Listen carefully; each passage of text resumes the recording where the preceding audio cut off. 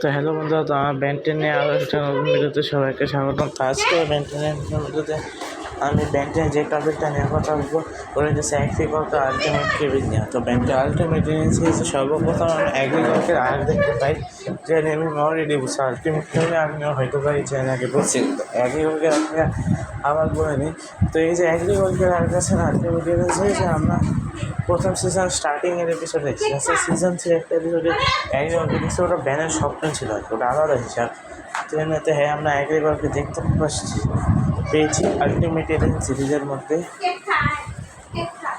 এরকম অবস্থার এগ্রিকলকে আর মানে মেন ভিল গাইছে এগ্রিকলকে আলটিমেটকে একেবারে নর্মাল আর পর্যন্ত ডিলিট করতে পারে না, ওই এগ্রিকলকে সময় সিরিয়াস ছিল চাই ইত্যাদি।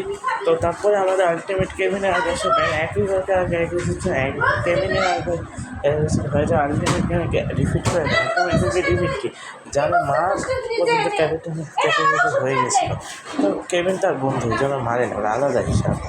তো এটা আলটিমেট সিরিজের বিগ পয়েন্ট। তো সাইনিং অফ।